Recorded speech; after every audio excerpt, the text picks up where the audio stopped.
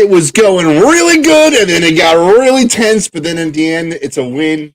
Hey, folks, welcome back to the Phightins Phinal here on the Edge of Phillies Sports Network with your boy, Matty B. And boy, oh boy, NLDS Game 1 in the books. Your Fighting Phillies are now up 1-0 over the Atlanta Braves and a virtue of a 7-6 victory today down there in hot Atlanta. And, folks, right now, this could have been the best-case scenario. We get up on top. All we needed was a split down there to bring this thing back to Philadelphia and finish it off. And today, the bats were alive.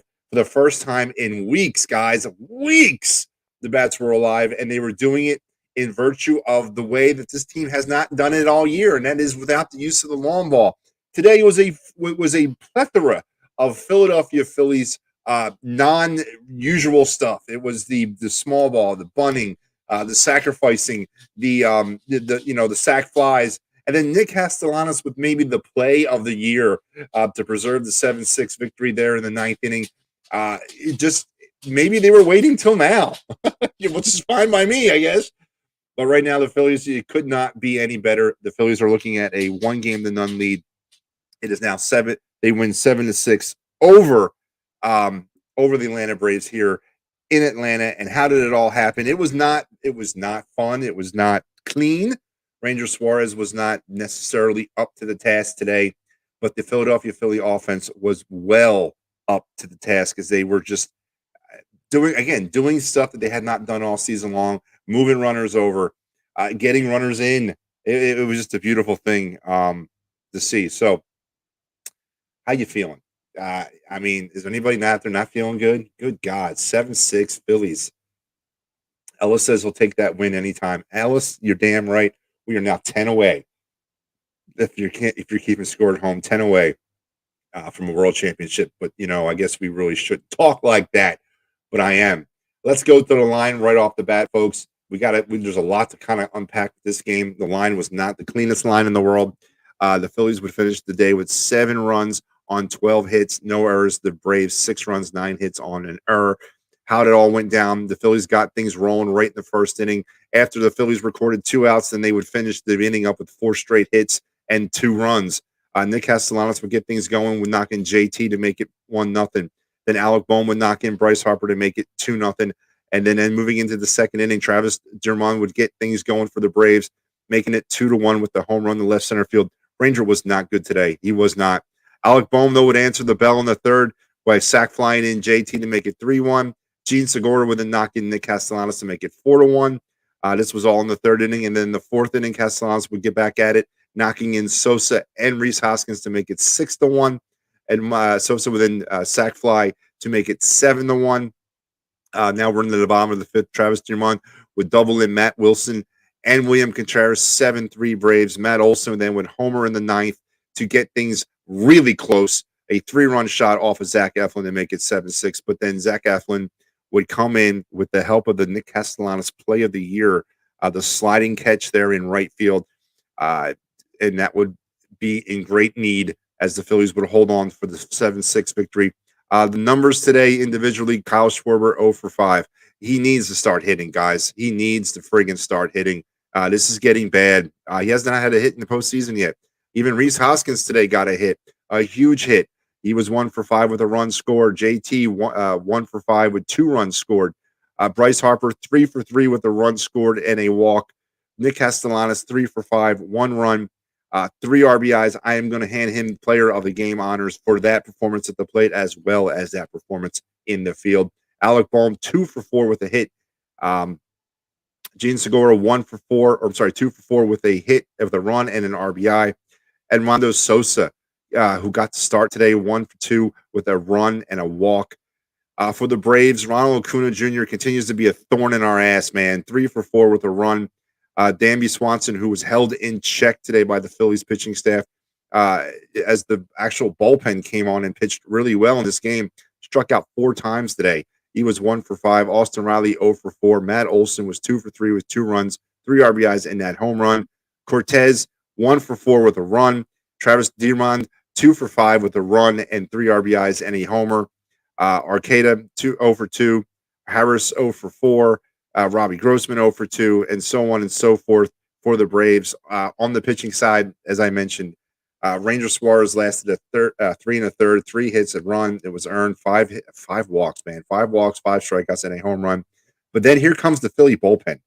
Andrew Bellotti, who struggled but got through it, pitched a half an inning of 1 hit, 1 strikeout baseball. Connor Brogdon, a half inning or a third inning of 2 hit, 2 runs, 2 walk baseball. He was probably the worst out of all the relievers, with the exception maybe of Eflin. Brad Hand, a half inning with a walk, or I'm sorry, with a strikeout.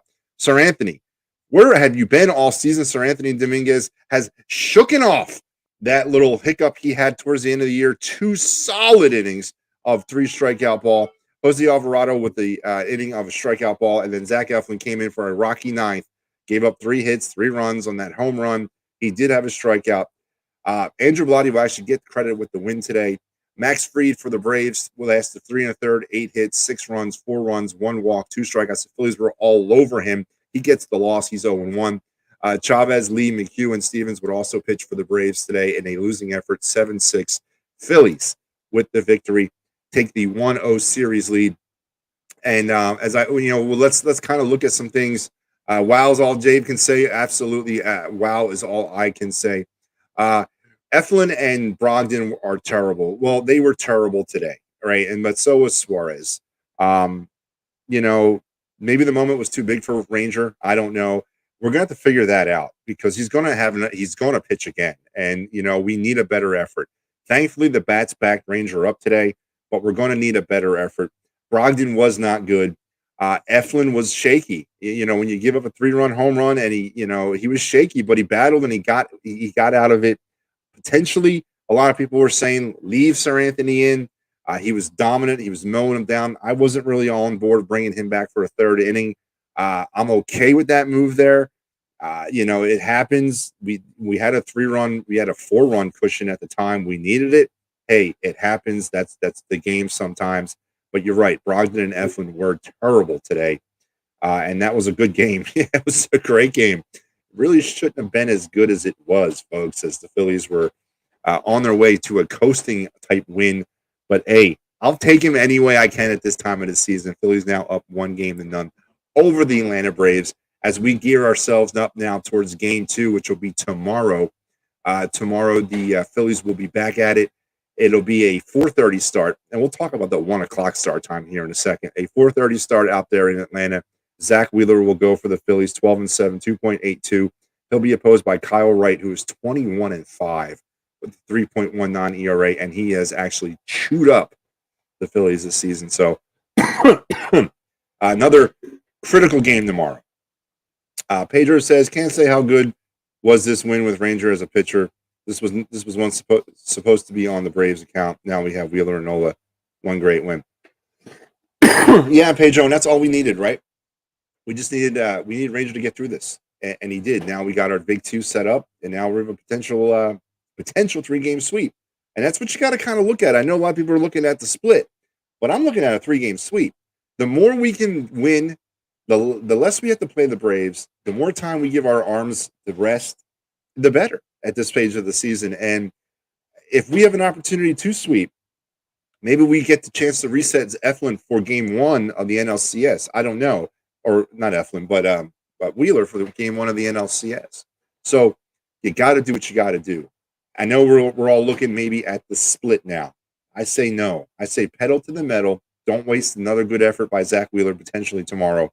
And let's get this series lead to 2-0. Get it home for Friday night, and let's get this thing settled in 3. That would be really awesome. Star Wars says 10 games away. That's right, baby. And of course, earlier today, the news broke that Rob Thompson, or was it yesterday? I think it was. The news broke that Rob Thompson was given a 2-year contract extension, thus removing the interim tag from him. He will be the Phillies manager through 2023 and 24. I'm okay with it. I would have loved to have seen Don Mattingly here. I don't know. I had to think from there.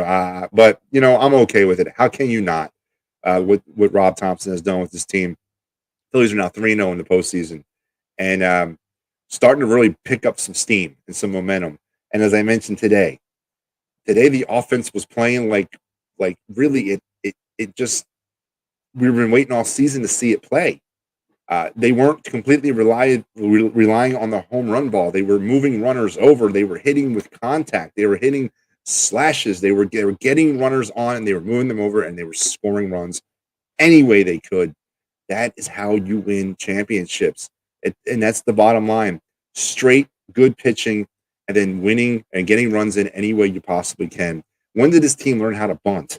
I mean, we hadn't really seen it all year. Or maybe they were practicing it throughout the year. I don't know, but they are a pretty damn good bunting team as they were able to do it today pretty seamlessly. Go Phillies. Let's get a World Series. Let's do it. I agree. I personally wanted Francona. I've been saying that for months. Why would you want Terry Francona to come back here? Come on, Dave, man. Why would you want Terry Francona to come back here? So yeah, just another great day. 1-0. I mean, it's amazing. It's absolutely amazing. I honestly didn't know if I would be sitting here at game 1 of the NLDS talking about the Phillies winning against the Atlanta Braves. I honestly didn't know if I was be sitting here in the NLDS, to be honest with you. So I got to give the Phillies credit. They've answered the bell. You know, the St. Louis series was a grind out series. It was a series that the teams were feeling each other out. Phillies won the day with dominant starting pitching. Today it was the bats. Today the bats carried the day. The pitching was not there, obviously, from Ranger Suarez. The bullpen pitched okay through the middle part of the game. Got let down at the end. But it was the bats that carried the day. And that's what you got to see. And it's great to see that from the Phillies as they as they're doing what they got to do. And why not us? If we can continue to play like we're playing right now, why not us? So 1-0 series lead. Right now, currently, let's take a look around the Major League Baseball scoreboard. There's a whole bunch of games in action today, all game 1 LDS variety. The Mariners are up 6-3 over the Astros out there in Houston, bottom of the 4th. Later tonight, the Cleveland Guardians will battle the New York Yankees in their game 1 out in New York, and then the Padres and Dodgers will go get things started out in LA at 9:30 in their game 1. So baseball is back in full swing today, and it's a great thing to see. It was boring yesterday with no sports. Star Wars Sir Anthony was good today. You know what? He's not only been good today, he's been good the last 4 times out. Obviously, in the Cardinal series, he was lights out. Struggled a little bit, but he found his mojo. Today, he was mowing them down. Everything was working. He had command. He was working all his pitches. He was working both sides of that plate. It was a beautiful thing to see. And this guy, just about 2 weeks ago, couldn't drive a pitch across the plate. And all of a sudden now it's just working for him. Hey, I'll take it. I'm not going to sit here and wonder why. I'm just going to take it. But absolutely, Sir Anthony was pitching well. Zach Eflin needs a day off. He got a day off. It was yesterday. And he had Sunday off. How many more days off does he need? He had 2 days off. He's the closer. That's the role he wants. That's the role they're going to put him in. There's a certain mentality with that role. Ice water in your veins, right? That's what you need. He doesn't need a day off. He's just had 2. He needs to pitch. You can't give up a 3-run home run in that situation. You can't, especially the deepest part of the ballpark. You just can't do that. I know Eflin wants it back. I know he wants that pitch back. But listen, we were up by 4 runs. I'm not going to sit here and nitpick on how we won this game. We won it. There's no asterisk next to this game saying that the Phillies blew a 6-run lead. No, it's a win. I'll take it. I will take it any way I can get it at this stage of the season, folks. Phillies now up 1-0 over the Braves as their best-of-5 series will continue tomorrow in Atlanta. Zach Eflin getting the call from the Phillies, and he'll be opposed by Tyler Wright of the Braves. So, all the positive things that we can talk about, all the stuff that we can kind of go over with the Phillies. Where has Kyle Schwarber been, folks? Where is Kyle Schwarber at in this lineup? Everyone seems to be starting to hit. Hoskins got into the game today. He hit the ball finally, broke that 0 for 25 slump that he was in. Where is Kyle Schwarber's bat been for the last? I'm gonna tell you last month. Where has it been? Another 0 for today. And obviously, when you score 7 runs and you got most of that production from your 3 through 7 spots, that's great. Once again, nothing up top of that lineup.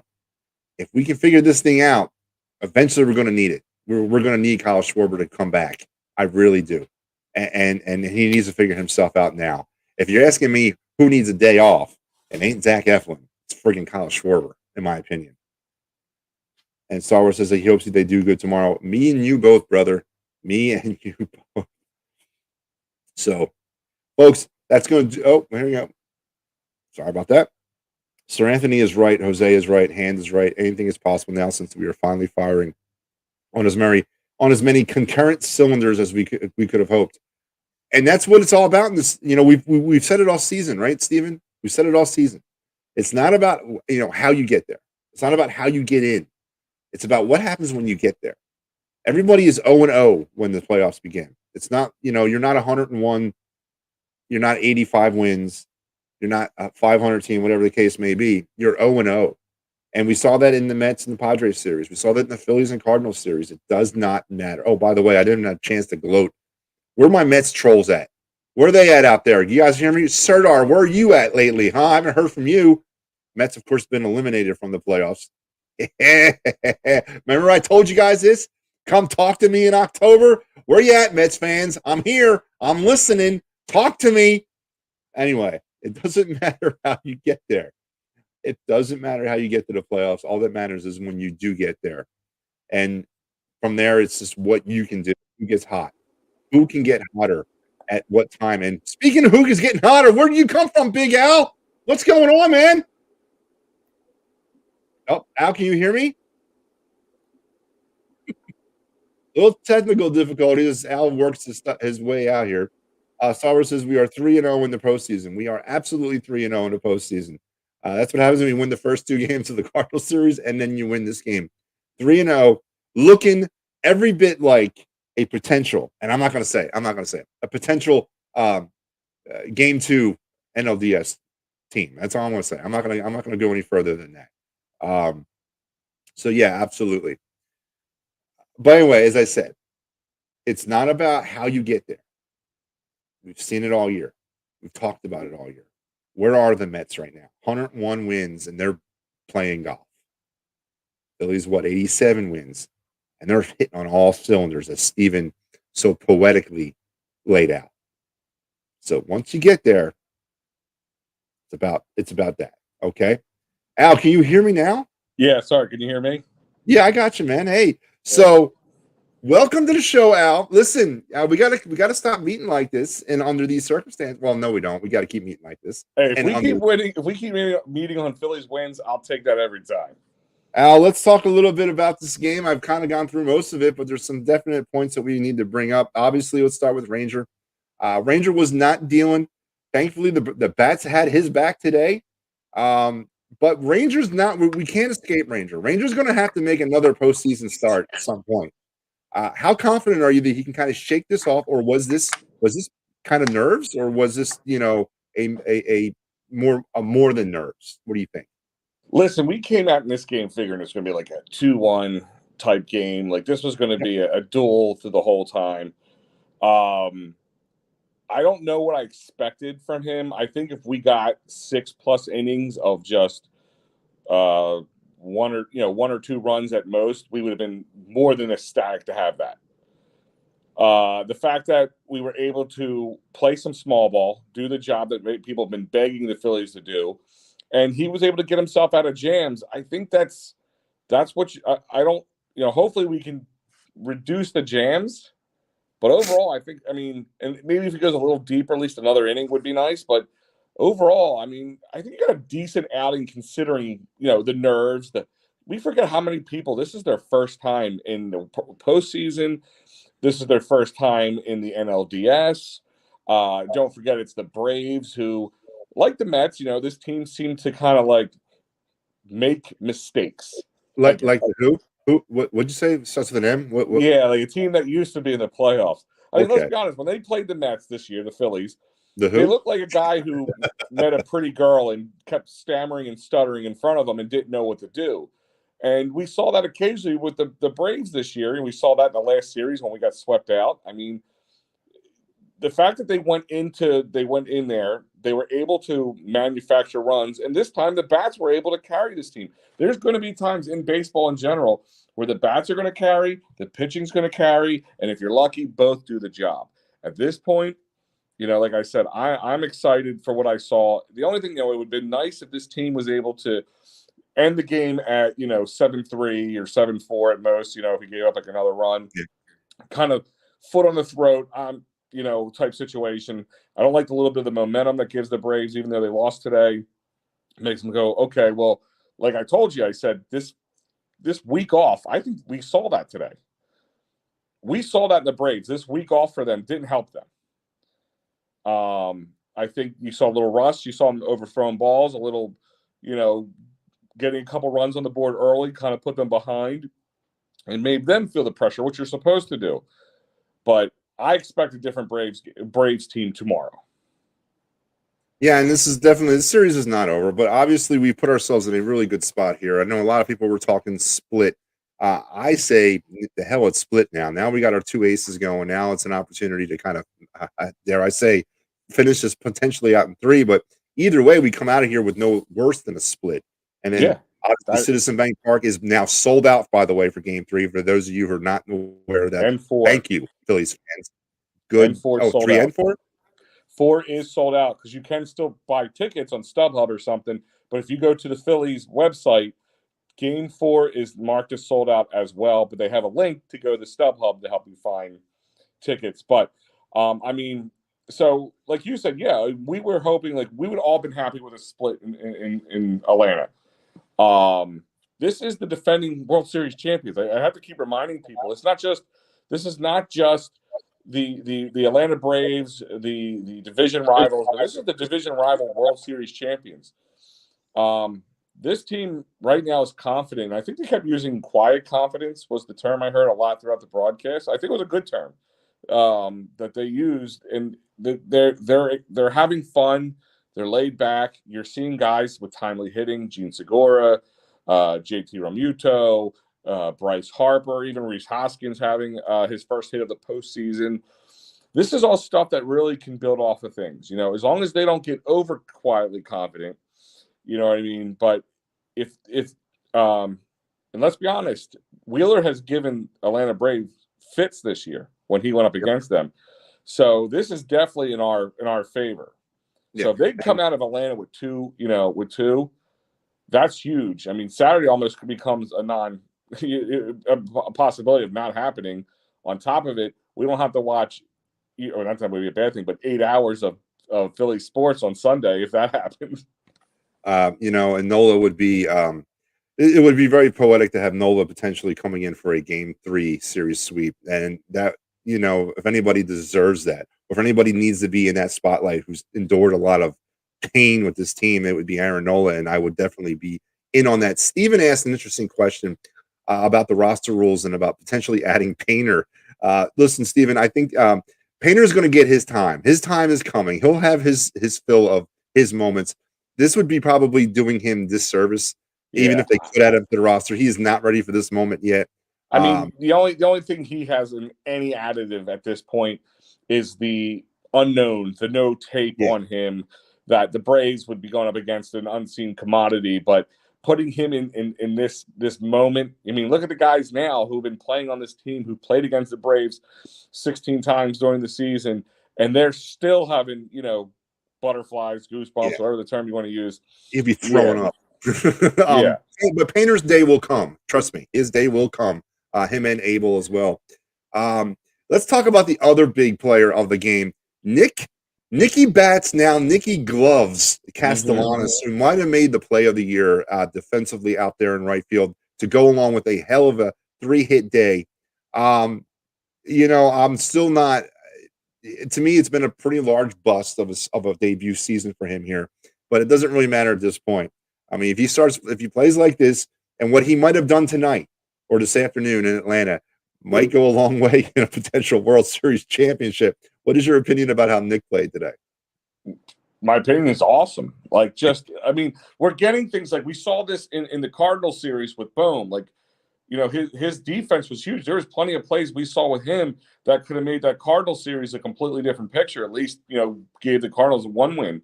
That's a huge thing. So if that's where confidence comes from many different areas, especially in baseball. Confidence at the plate, confidence in the field. Let's be honest, I'm watching that play happen. I'm like, he doesn't usually make that play. No, If the ball's anything, behind him and he almost took a bit of a risk yeah, because normally he would let that bounce and just play it so he keeps the ball in front of him. yeah. So the fact that he made it, the fact that we got that second out, that actually takes a lot of pressure off of Zach Eflin. It takes a lot of pressure off the Phillies in general and allows Zach Eflin to throw. If that ball's a single or a double or whatever it would turn out to be. Well, then triple. Well, if it went behind him, yeah. But I'm saying if he just stopped the ball in front of him, like he stayed in front of the ball versus trying to make an excellent play as he did, and that ball goes behind him, yeah, it's a different story. Now there's zero room for error because if we go into extra innings, I'm not feeling confident because at this point, momentum is totally in the favor of Atlanta. Absolutely. So, I mean, it's huge for this moment, huge for this game, but I think it's gigantic for Nick Castellanos because the fact is we saw Nick kind of starting to emerge in August, in September, but then he gets hurt, which then set him back. So this is huge for him. Everybody just seems like they're starting to come out a little bit. Like we always say, it's about the team who gets hot, right? Yeah. Well, this is the hot team right now, and if they continue to play like this, not only, can they beat the Braves, then they go against one of two teams that they've owned throughout the season as a hot team, putting a lot of pressure on either the Padres or the Dodgers, whoever ends up winning that series. So not looking ahead, but just gathering some thoughts. If this team stays hot throughout this series and let's be honest, if they can sweep the Braves, this would be amazing. But I doubt that's going to happen. But if it does, it could be amazing. And then you have a hot team who's going to go up against either the Braves, the Padres or the Dodgers, which is another big thing. I don't want to put the cart before the horse, but that whole World Series thing keeps kind of coming up in conversation. It does. Stephen asked, might be unpopular, but Bailey Falter, Noah Syndergaard, and piggyback out of the question. Give Wheeler and Noel that extra few days to get their arms even fresher at home. No, listen, it's not out of the question, but you go out there tomorrow with Wheeler. I don't think you give the Braves an opportunity to breathe. This is the first one to 3 wins, and you take every opportunity you can get for those 3 wins. But I wouldn't say it's out of the question, Al. Would you? But what do you think? Not in a 5-game series. I just don't think you do that in a 5-game series. Right. I think you listen. The cliche sayings we've heard so far is the quiet confidence and runs come at a premium in the postseason, right? Yeah. So let's go with that cliche, that second cliche for a second. Runs come at a premium. So you need to have your best dealers in there. You need to get to the next round. Yeah.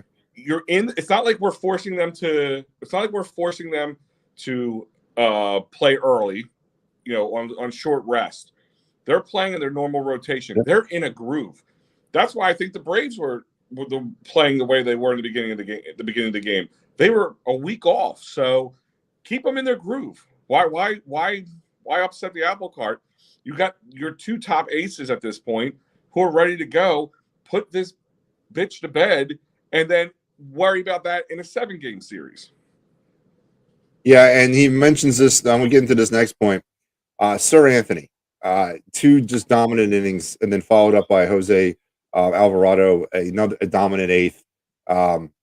Sir Anthony couldn't drive the ball across the plate a month ago, and now he's pitching like pre-Tommy John Sir Anthony.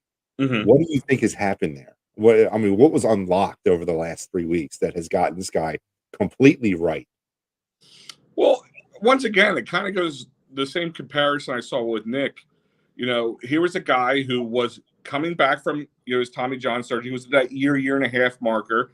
He came back and he was dealing, had a little bit of setback with injury, nothing bad, just probably a guy who hasn't played in a year and a half, who's not physically ready to go the full season yet, needed some time off, had to kind of come back, get himself set, and now he's dealing.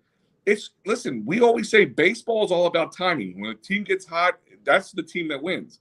It's not always the team that's best on paper or has the best record in the postseason. But it's about the team who's hot at the time. So I mean, I remember talking about this with you numerous times over the post games during the regular season.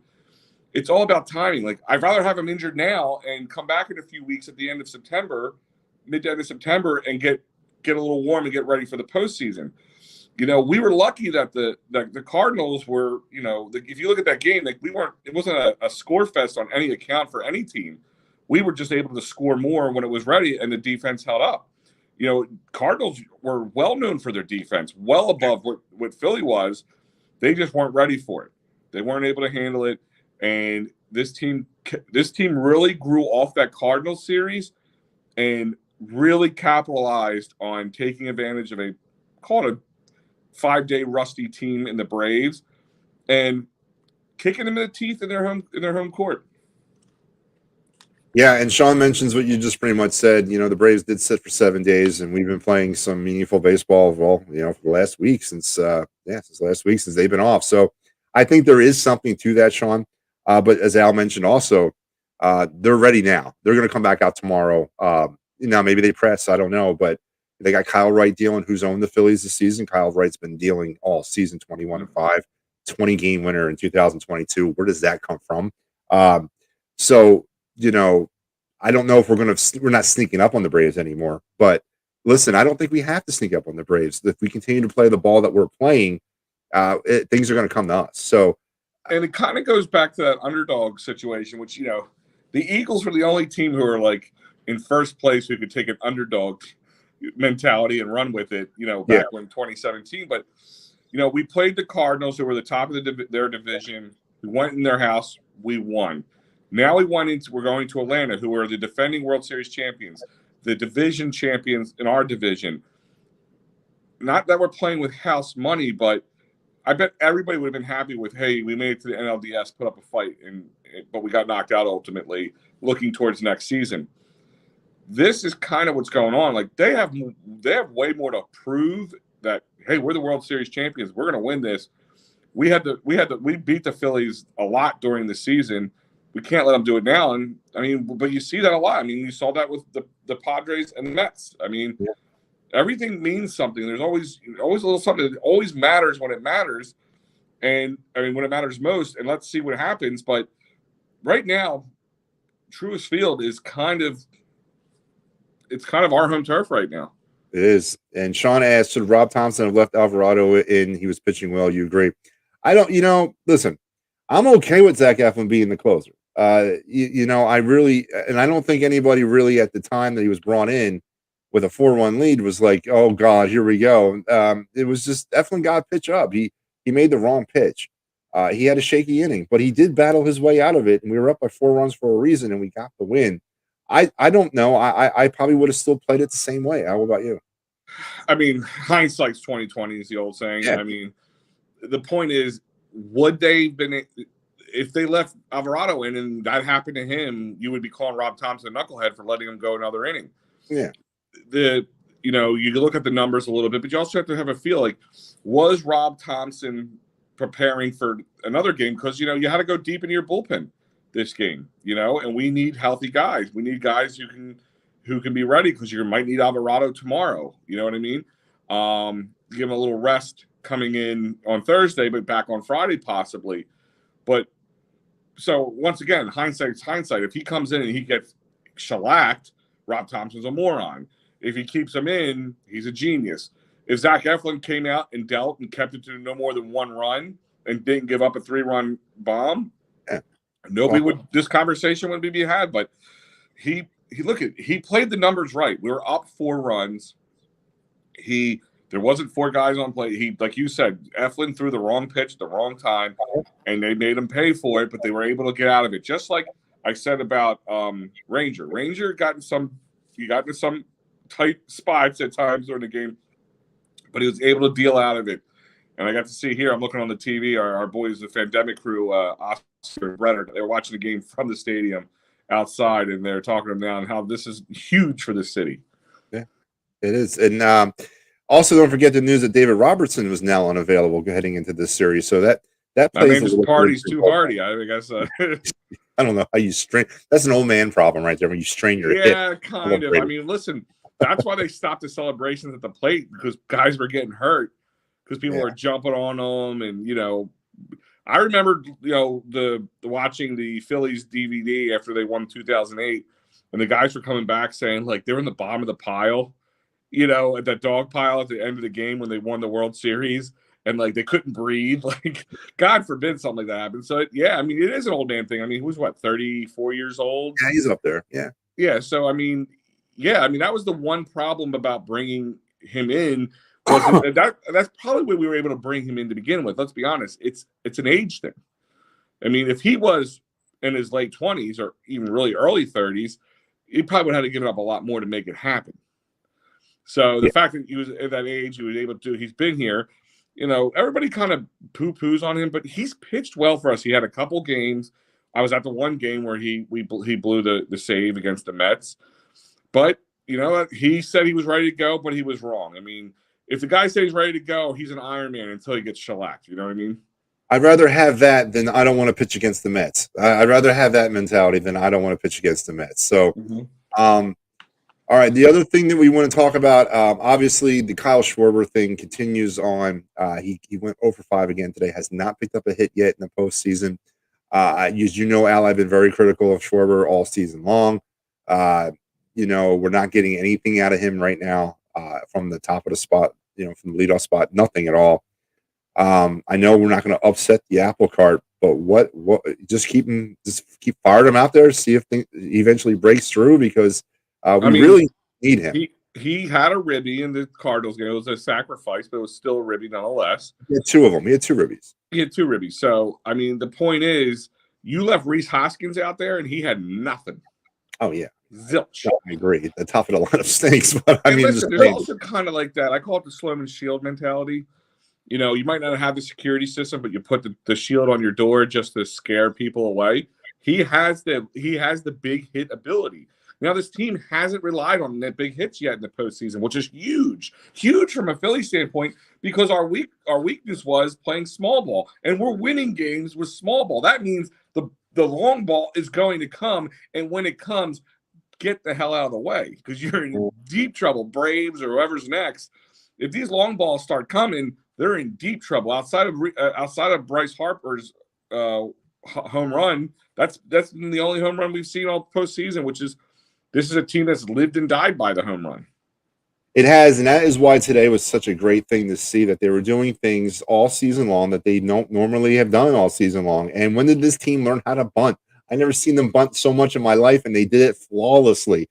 So I got to give them credit for that. You pull out all the stops in the postseason. You do things that you need to do, because there's no tomorrow in this case. And most of the time, there's no tomorrow. There's no other series coming up. There's no, we could win this, do that. This matchup is coming up against the Nationals, against the Cubs, or a lesser team, whatever it is. It's all better teams from here on out. Each team's going to get better, even if it's not the Padres or the Dodgers. We beat them before. We always say, clean slate. This is a clean slate. Everybody's in the same thing, and you got to get runs when you can get runs. Well, you got to put pitchers in to keep those runs at a minimum, and you got to get those runs when you can. And I don't care how you get them. The fact that you're bunting, you see Bryce bunting, you see guys bunting. It's great. And you know what? Kudos to Rob Thompson again. First part, kudos to him. He finally got that interim tag off of him. Which the funny thing I was thinking about, I don't know if I would have waited between the next series, because I don't want to upset that apple cart either. Then I think it takes the dog out of them. Yeah, you're right. But like I said, but hey, listen, because I can see everybody going, "Oh, they took the interim off of him," and he comes in, he does some weak calls today. You know what I mean? But he did a great job. He took out. He had Edmundo Sosa start over Bryson Stott, which everybody was kind of scratching their head, but ultimately seemed like a good matchup. And we'll see where tomorrow brings us. Steve says Hoskins kind of reminds me of Burrell. Steve, bite your tongue, man. No, he doesn't remind me of Pat Burrell at all. Not as good, obviously, but as not fathering as many club children. Sorry, I guess you're right. Hold on, Steve. I can kind of. I know. I think if I'm guessing what Steven's saying is, there was times when Pat Burrell went cold as ice. And let's be Oh honest, yeah, up in 2008 and 2006 and even into 7 and even before that, we were running him out of town. It wasn't until 2007 and into 8 when he started he was really running putting things together. in the But playoffs. Reese Hoskins still hasn't done it. Yeah, I mean, I agree. Like I said, hopefully this is what he needed. He got that kind of monkey off his back. He got that one. It was a nice double, a nice blooper right over the third baseman's head over down the third base line. This was a kind of one of those team wins, which is huge in the world in a playoff run. And the sit up, as I said this going on the air, I'm sitting here in game 1 of the NLDS talking about the Phillies winning in Atlanta, and listen, the Phillies dominated this entire game, even though Ranger was not pitching well. The Phillies neither was Max Fried, and the Phillies were all over him, and they did what they had. They kept the pressure on him. They moved the runners over. They scored runs. They had 5 2-out RBIs in this game. That is unheard of this team in 2022. So they did it with small ball. They've only hit 1 home run this entire postseason. How many runners in scoring position do they leave on base, by the way? So they've left. Okay, I can tell you that right now. They left because I'm tracking that. They left today. They left 8 runners on base total and 5 in scoring position. Not bad, considering what they had. No, not bad. And then through 3 games, they have left 11 runners on base in scoring position with 2 outs, which is about 3.8 a game. So it's not the numbers you want, but I don't know. They're doing enough. They've also scored 25 runs in the playoffs. So it's the same thing all season long with this team. My thing is how many times have we sat here and said they've had no outs, guy on second or third, and we still can't get him home? It's most frustrating. We even saw that in St. Louis a little bit. Yeah. The fact that they were able to do that, like I said, these are all baby steps, but big baby steps into the right direction for this team to stay on a hot roll. And I see the comment right now, Mike. Slow down, Mike. But I can see why he thinks that. Because if you watch each game we've played and you see that number, we're down to 10 now. 10 more wins to become champions, right? So if I can see where he feels that way because, number one, you got your 2 best pitchers going up against them now. You took the first game from them away. They have been in the hotel for 16 nights now. You know what I mean? They haven't even had their home cooking. At this point, I'm like, do I even want them to come home? Just keep winning at this point. No, I want them to come home. I will be there Friday, and if Saturday is necessary, I will be there. And I'll tell you, like I said, everything's sold out. But wait till they come home. Like, the only thing I really fear about them coming home is that this drug of energy, I'll call it, like this, they'll be like just so high on the situation, will be too much for them to handle that game 3. You know what I mean?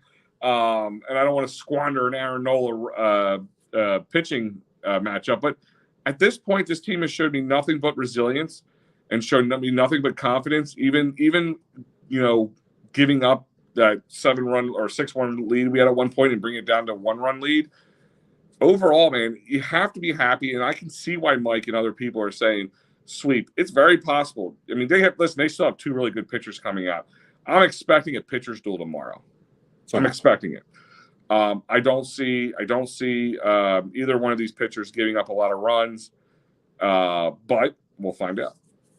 Now, one final question, and we're going to wrap it up today. Were you involved in setting the 1:07 start time for Game 1 of the NLDS? Was that your hand? Yeah, right.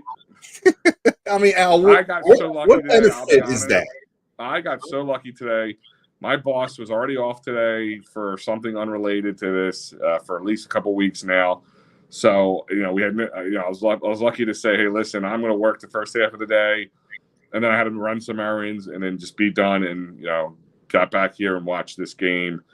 I got lucky. But yeah, this 107 and then 4:30 on Friday, 4:30 on Saturday or on Sunday, 2:00 on Saturday, 4:30 on Sunday. Yeah, I mean, let's just get through this and we'll be prime time all the time, baby.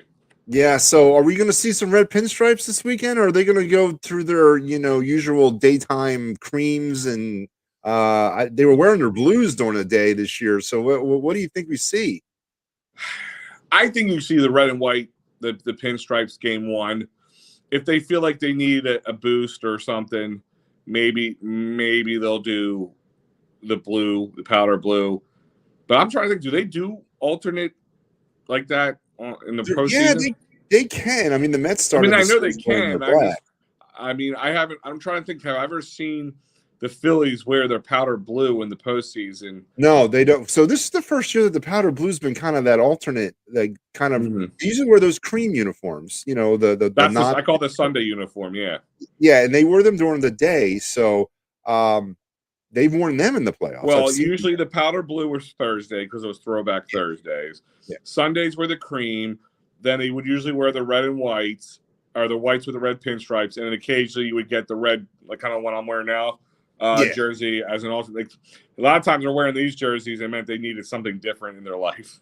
Yeah. So it's be interesting to see what they do. And I know I've been looking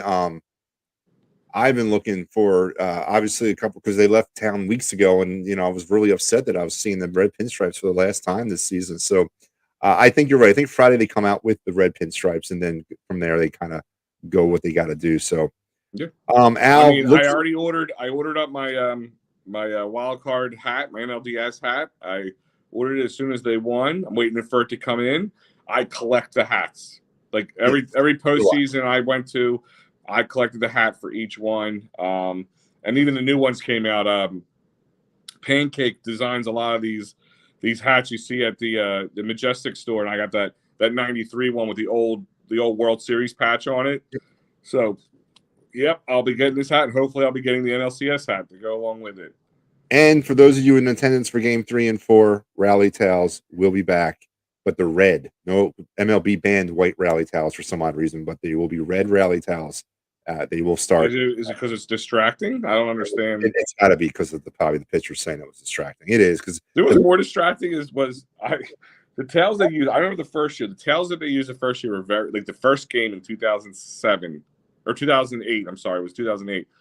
I remember swinging them around. We're all swinging them, and they were so cheap. Like all the little fuzzies started to come off, and it was like the whole stadium was a cloud of these. And the wind blew, and you could see it like kind of swirling around. I wonder if that. I mean, I do have the red one from, but that wasn't is that the one they gave out in the World Series? Because I have that one framed. I'm trying to remember. I remember it was white. I mean, was it red in the World Series? I'm trying to think. I have a red one framed and a couple white ones because actually I had a lot of rally tails. I still have them, and I actually might have. My aunt might be making like a what's it called, a tapestry out of it. Like it looks like a quilt, but you don't use it. Cool. Yeah, just to put on my walls. I actually might hang it here in the studio just because it's great for sound muffling. On top, it looks really cool. I need you to snag me a rally towel, Al, in your travels this weekend. So if you could. Oh well, I tell you what. So I got yelled at the one day. I took my kids to the game where they were giving out the bobblehead or the Funko Pop, the Fanatic. They call them Funko Pops nowadays. Yeah. So I already had my son when I had both my sons with me. I tried to get my 13-year-old to like go around and come around and go out like about four stands down and like just kind of glide in with people like he was part of that. They saw him coming a mile away, and the lady just started shaking my head. I'm like, I can't blame a man for trying. No, you can't blame me for trying. Come on, man. No, so I agree, Al. But listen, great win. Awesome win. 1-0 lead over the Braves. I don't know if anybody of us saw it coming. I'm digging it. There's a vibe about this team. A lot of people are saying it's an 08, 07 vibe. I disagree. I think Big Mike hit it on the head. I'm getting a 93 vibe from this team right now. There's nobody right out there really that's giving the Phillies much of a chance, and they're just going out there and pushing people around. And that is the 93 vibe all over again. And I hope it definitely ends a lot better than in 93, but it was a great ride in 93. Absolutely. And the one thing is, if I don't know if you guys have seen it, the video circling around of LA. Yeah. Where the kids were walking around the stadium and he's like, we're going to beat you. We're going to beat you guys. We're going to beat you real good. That was in whatever it takes. The 93 story, the 93 Phillies video that they put out at the end of the year, that's where I first saw that actual footage when it really happened. Well, people started kind of chasing around Twitter as soon as we knew we were playing the Braves. But yeah, no, it was kind of funny. I'm like, he is literally taunting little kids, like 6 and 7 year olds. Yeah, typical LA. Yeah, he wasn't right. But anyway, any party shots, Al, as we get ready to get game 2 going here tomorrow afternoon, 4:35 at SunTrust Park. Zach Wheeler on the Let's come back, Philly, up 2-0, where we only have to worry about one of those 2 games of getting the W. Guys, not that I thought really it would be hard to do, but guys, thank you for everybody getting that stadium sold out. Because you know what I heard this morning coming in, and I don't know, because I listened to the first inning and a half on the radio because I was in the car, and I don't know if it was Fransky kind of taking a couple shots at Atlanta fans, but they said, hey, if you want to join us, there's still some tickets left. People are starting just now to pour into the stadium. Now, here's my thing is I understand it's a 1 o'clock game. Yeah. I don't care if it's a 1 o'clock game. I don't care if it's a 9:30 in the morning game in Philadelphia. There's no tickets left. So I don't care if I won the biggest sadder fact about that situation is that they're the defending World Series champion. What did I say to you before? I'm hoping whatever happens here is the catalyst to bringing more regular season sellouts to the stadium, and for young people who've missed it to have the ability to feel this energy. Like I said, my son is 20 years old, and I'm excited that he gets to see, because I guess I was like 5 or 6 years older than him when I started to get all my playoff games in. So, I'm excited to see how this revitalizes baseball with the youth. No, absolutely. And this is how it starts. This is how it started in 07, and hopefully this is how it starts now. So, Al, I agree with you. I think this is one of the greatest times to be alive and a Phillies fan. They don't come around too often for this team in 137 or whatever years they've been around. It's a shame, too, that the team has not had much success. But when they do have some success, it's got this feel to it. It's got this special vibe, and everything is red and white pinstriped, and it's just it's an amazing, magical thing. And as you said, for those who never experienced it, I've had the opportunity. I lived through 80. I lived through 83. I lived through 93, 08, all that. I've had the opportunity to see most of that. And I know I'm a minority, that a lot of people haven't. So I'm glad that it's touching a whole new group of fans. Absolutely. 100%. And hopefully this is years to come. I mean, like they said in the beginning of the broadcast, the Braves have won the division 5 years in a row now. They won the World Series last year. Hopefully that's now the Phillies are that team. Because it ain't the Mets. Huh? Listen, it doesn't matter. Like before, listen, we were talking about it throughout the whole season to people who are chatting in, to guys in EOP and at the painted lines. Oh, the shoe's going to drop, right? And it didn't. And let's be honest, we all got nervous. The shoe didn't really drop. I think people take the fact that they weren't able to hold on to that first place position and lose to the Braves spoke kind of volumes of what's happening. Yeah. And then the fact that they got knocked out by the Padres, just the tears of the Mets taste so good. I can say, it is. I know it's terrible. Not that we only just want the win, but we want to make sure somebody's suffering from the win on top of it. But I blame Mets and those fans, because guess what, guys? They had T-shirts where we own the East. They had T-shirts where they were all planning for a Subway Series World Series. Absolutely. And what has happened to Serdar? He has disappeared, Al. I'm about ready to send out. We had a good handful of Mets fans here throughout the season who chimed in all the time. Yeah, that quieted down pretty quickly, Matty B. They have disappeared on me. At least I came back and took my licks. Come on, boys. If you want to dish it out, you got to take it as well. That's all right. You're a Mets fan. I understand. All right, Big Al. That is going to wrap us up. I'm Matty B. I'm Big Al. And we got to hear from one more person, and we can wrap it up. Harry the K. You know what I want.